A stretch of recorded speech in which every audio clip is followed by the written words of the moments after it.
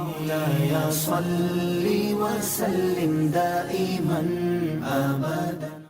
ہمارے یہاں یہ اصطلاح استعمال ہوتی ہے غیر مسلموں سے تعلق.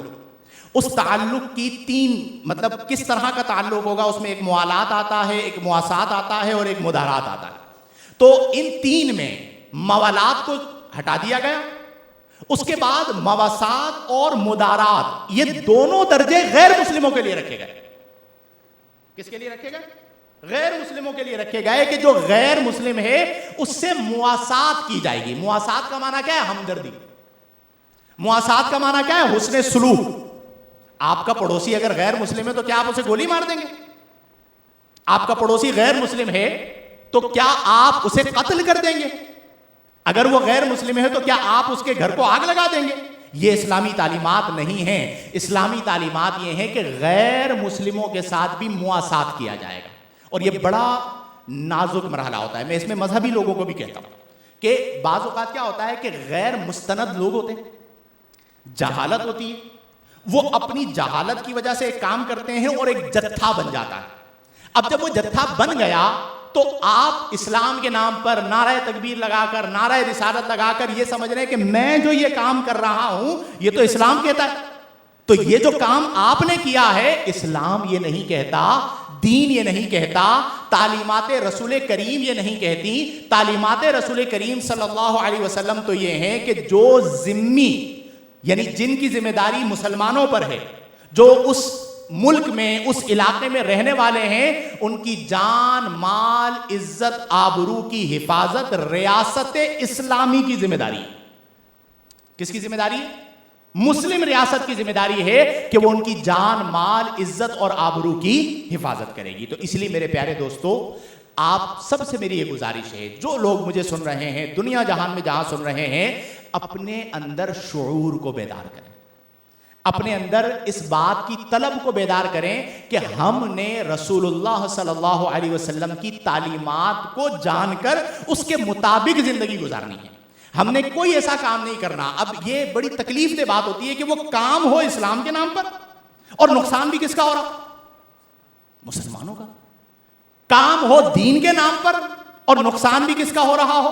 دین کا. اب انٹرنیشنل آپ کو کیا پتا ہے کہ اس وقت انٹرنیشنلی پاکستان کو کمزور کرنے کے لیے دشمن کیسی سازشیں کر رہے ہیں؟ آپ کو اندازہ نہیں ہے.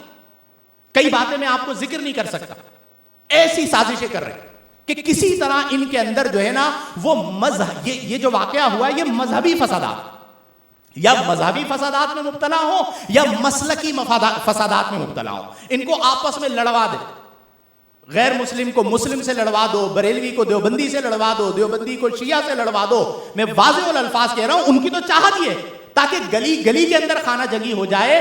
اگر اس ملک کو بچانا ہے تو ہم سب کو اپنے آپ کو مذہبی فسادات اور مسلکی فسادات سے بچانا ہے. اور آج ہمارا ملک اس چیز کا متحمل نہیں ہے.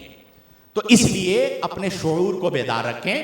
ہم سب الحمدللہ رب العالمین دین اسلام کے ماننے والے ہیں، اور دین وہ نہیں جو میں کہہ رہا ہوں. یہ بات سمجھیے گا، دین وہ نہیں جو کون کہہ رہا ہے، دین وہ ہے جو اللہ کے رسول نے فرمایا. ٹھیک ہے؟ مجھے اس بات کی اجازت نہیں ہے کہ میں دین کی تشریح اپنی رائے سے کروں. میں اگر آج یہاں پر بیان بھی کر رہا ہوں تو قرآن و حدیث پڑھ کے، میں اپنے الفاظ بیان نہیں کر سکتا. مجھے اس کی اجازت، میں اپنی منمانی تشریح نہیں کر سکتا.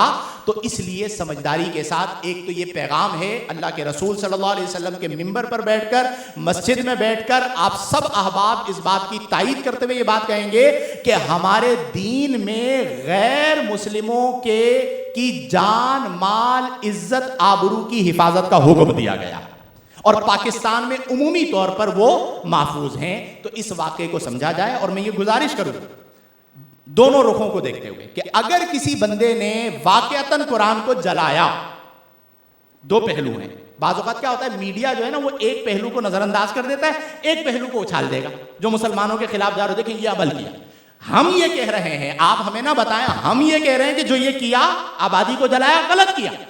لیکن یہ جو واقعہ ہوا اس کا سبب بھی تو کچھ بنا. آپ اس سبب کو یکسر نظر انداز نہ کریں کہ اگر واقعتاً کسی ایک بندے نے یہ واقعہ کیا، کسی فرد نے یہ واقعہ کیا، اسے بھی گرفتار کریں کہ نہ وہ یہ کرتا نہ یہ ہوتا. اسے تو آپ نے کر لیا گرفتار. اس کے بعد جنہوں نے اسے بنیاد بنا کر یہ عمل کیا آپ ان سب کو بھی گرفتار کریں. جنہوں نے انہیں ابھارا آپ ان کو بھی گرفتار کریں. اور جو مسیحی کمیونٹی پاکستان میں رہتی ہے وہ اس بات کو سمجھے کہ اس بات کا مطالبہ ہم علماء کر رہے ہیں. ہم علماء کر رہے ہیں کہ یہ بالکل غلط ہوا ہے, اسلامی تعلیمات کے خلاف ہے. جس طرح ہم اس کا مطالبہ کر رہے ہیں آپ اس کا مطالبہ کریں کہ جس نے قرآن کو جلایا اگرچہ اس کا تعلق ہماری کمیونٹی کے ساتھ ہے اسے بھی گرفتار کیا جائے.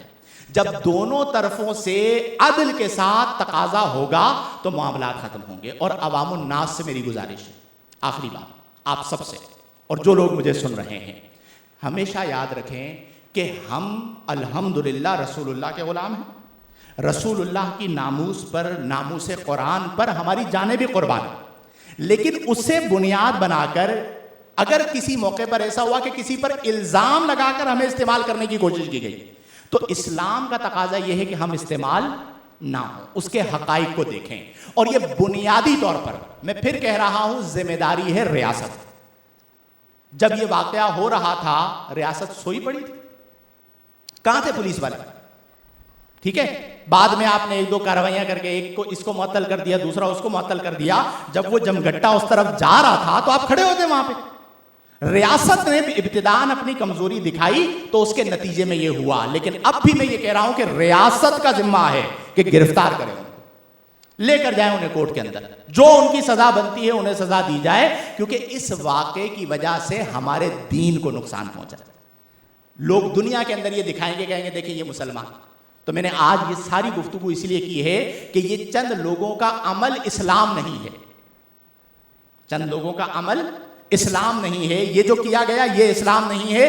اسلام وہ ہے جو اللہ کے رسول صلی اللہ علیہ وسلم نے کیا اور بتایا, اور وہ کیا ہے کہ رسول اللہ نے مشرکین مکہ کو بھی معاف فرما دیا. وہ اسلام کیا ہے کہ یہود جو مدینہ کے تھے ان کے ساتھ بھی معاہدہ ہوا, نصارہ جو نجران کے تھے ان کے ساتھ بھی معاہدہ ہوا, اور انہیں ان کی جان مال عزت اور آبرو کی حفاظت کی ذمہ داری لی گئی. یہ وہ تعلیمات ہیں جو اللہ کے رسول صلی اللہ علیہ وسلم نے ہمیں عطا فرمائی ہیں. تو اللہ تبارک و تعالی ہم سب کو فرائض و واجبات کی پابندی کی توفیق عطا فرمائے, صغائر و کبائر سے اجتناب برتنے کی توفیق عطا فرمائے, قرآن و سنت, شریعت و سنت اور احکام شرعیہ کے مطابق زندگیاں بسر کرنے کی توفیق عطا فرمائے. آمین بجاہ النبی الامین. وآخر دعوانا ان الحمدللہ رب العالمین. مولاي صل وسلم دائما أبدا